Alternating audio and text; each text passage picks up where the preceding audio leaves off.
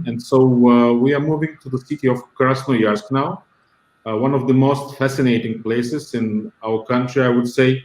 I would like to give a floor to Ms. Olga Kuznetsova, Head of International Recruiting Department at Siberian Federal University, the largest Russian university in the Asian part of our country, if I am right. So Olga, please welcome and take the floor. Thank you. Thank you very much. You are absolutely right, Dmitry. Thank you for welcoming me. Dear audience, dear colleagues, partners, and prospective partners, my name is Olga Kuznetsova, and it's my greatest pleasure to greet you on behalf of Siberian Federal University. I'd like to start by thanking the organizers of the event for inviting us to participate, and by saying that it's extremely important for universities now to be able to reach out to our prospective students while we are considerably constrained and entangled by the current pandemic in our normal recruiting activities.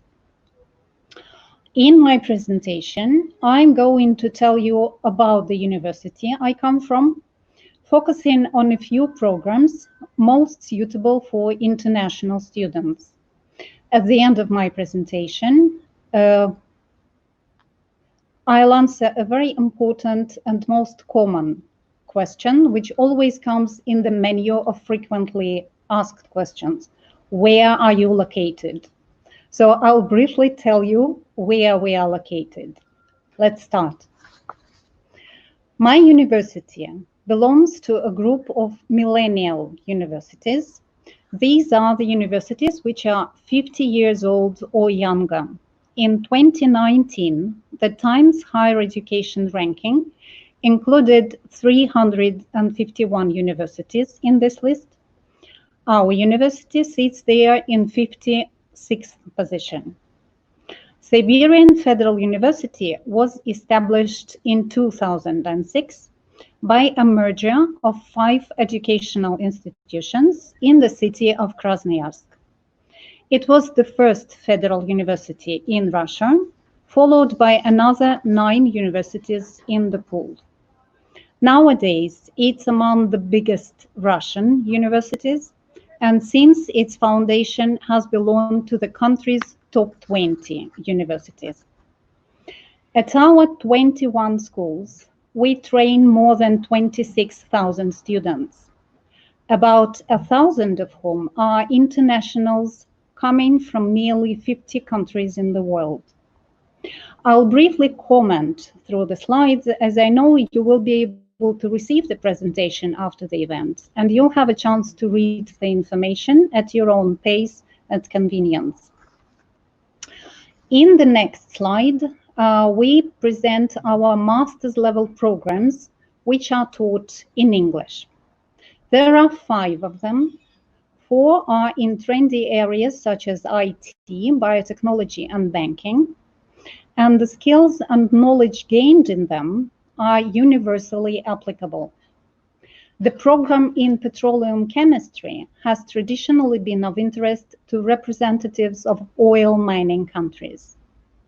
As you can see, the programs are competitively priced and offer the best value for money.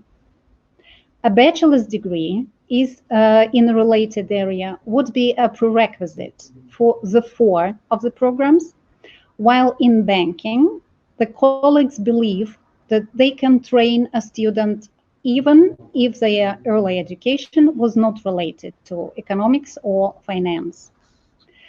The enrollment on the programs is selective. A prospective student will be expected to have an online interview with the program leader or an academic appointed by the leader. In IT programs, they also ask you to take a math test before the interview. In the next slide, I'd like to introduce to you our foundation year of Russian. There's a wide choice of undergrad, postgrad, and even doctoral programs which are offered in Russian at the university. To be eligible for them, an applicant has to demonstrate a certain level of Russian language proficiency. Developing a requested level of proficiency is exactly what the foundation course is about. It lasts for a year and costs $2,000. We always ask our international students, even those enrolling on a non-degree course, to provide us with quality scans of their educational documents. At Siberian Federal University, we are authorized to recognize academic education, and we can assist an applicant from the very beginning. From looking at their early academic credentials, we can suggest whether they are eligible for a degree program they would like to apply for. In this slide, you can also see our regular deadlines for application and irregular deadlines of this year. They've been considerably extended, and for master's programs, we are still enrolling till August the 1st. A foundation course admission team will be receiving application till even later, August the 17th. Due to the fact that we are a young and modern university, our campus has been developing since the year of establishment. We have 30 on-campus dorms and are currently developing yet another one high-rise student dormitory. It's going to be an apartment-style residence. The university has got 5 sites in the city. On each location, we have lecture halls and dorms, so that most times students don't need to commute to their study place. They can just walk there from their dormitory. The campus is spacious, modern, with a lot of green spaces where it's pleasant to relax. Siberian Federal University is proud to offer a highly developed sports infrastructure to its students and staff.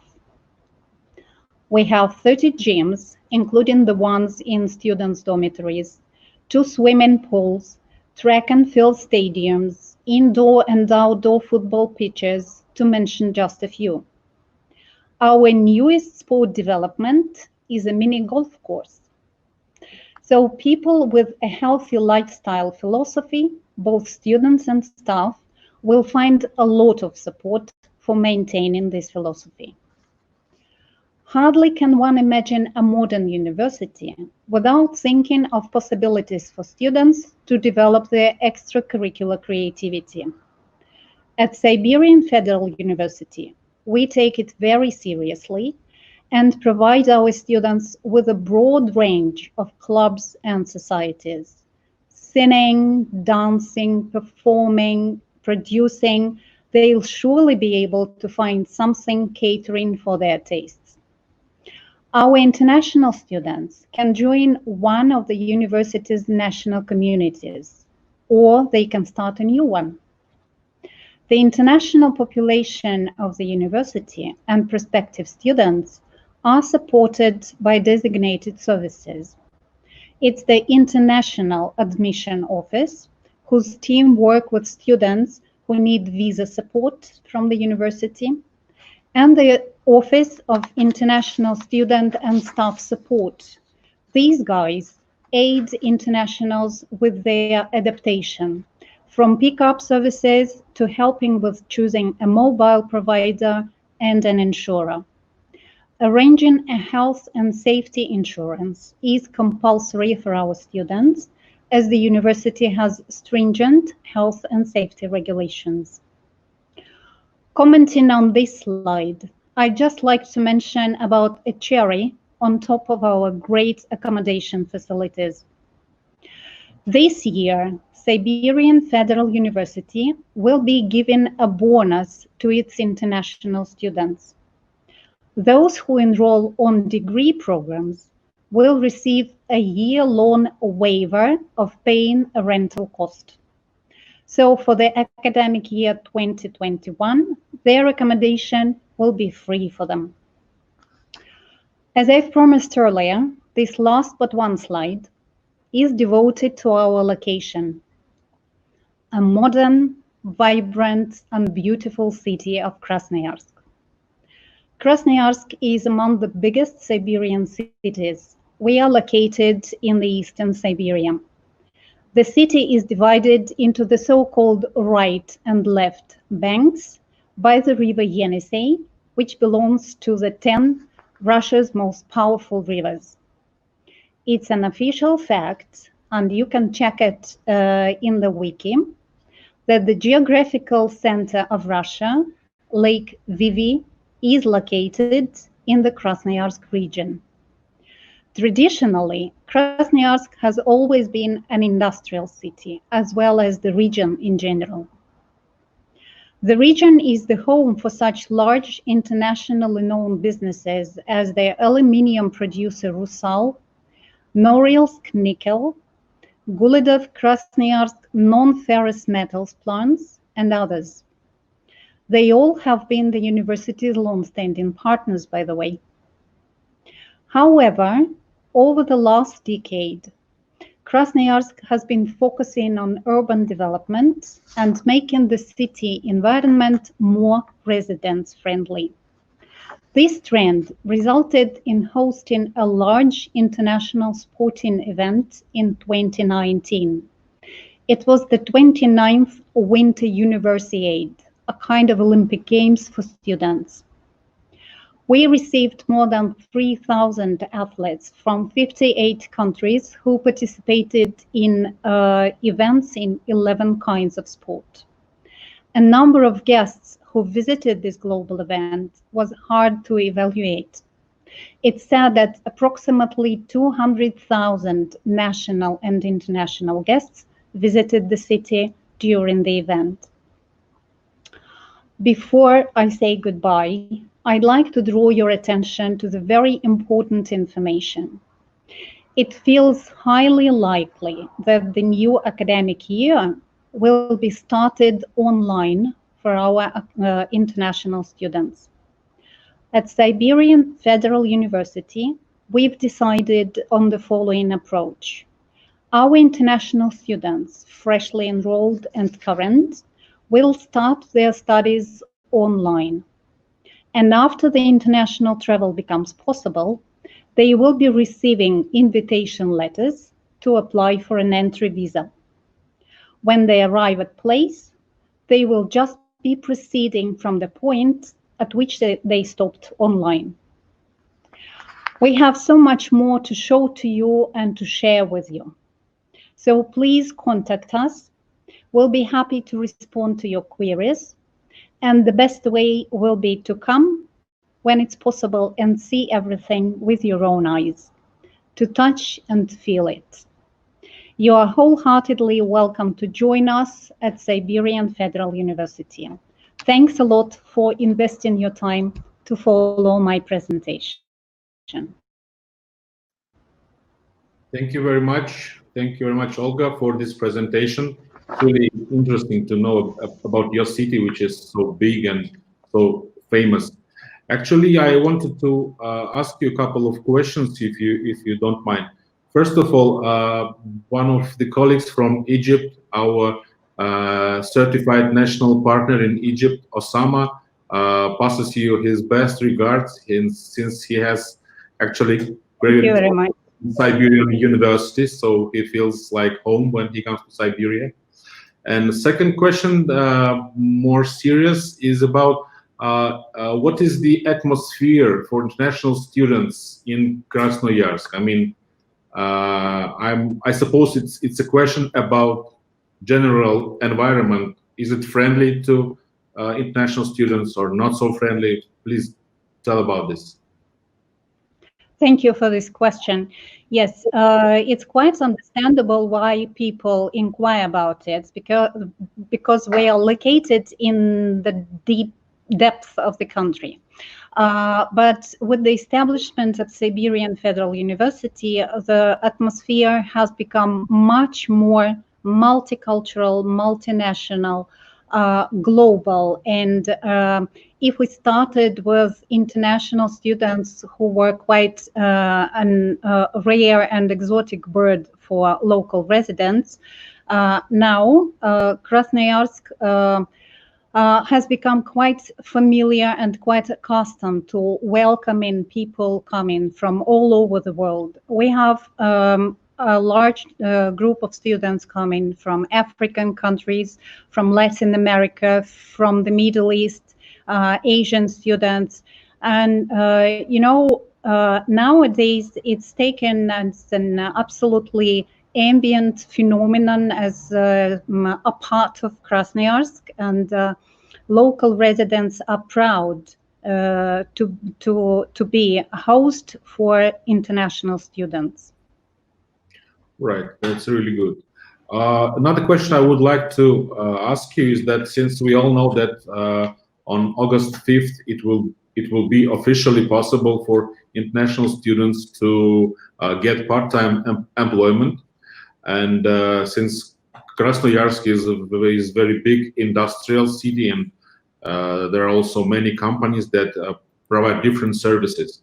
My question is that if the university has any career support center that could provide this kind of assistance to international students to get, part-time employment to support themselves. Thank you for reminding. Thank you, Dmitry, for reminding about this. Yes, moreover, at our university, we have a designated office. The office who work with international students, supporting them in applying for a job. Firstly, it started as a job possibility only inside the university. But we've been currently assisting our students in finding a suitable job outside the university, and helping them to provide all a necessary pack of documents to migration services to have no problems of migration character. Since August the 5th, yes, we will be able to provide even more possibilities to our international students, and Krasnoyarsk is quite greedy to employ international students from our university, as many local businesses are aiming at developing into a global stage. So they will be very happy to seize this opportunity and to welcome international employees. Okay, thank you so much. I first of all, thank you very much for this opportunity to take a look at your city, at your university, which was really wonderful. And we need to actually move on because we are running out of time with your presentation. So, but definitely I would like to invite you maybe for next time to, tell some other thing that you have not managed to do now because of time shortage, right? So thank you very much, Olga. Have a good day.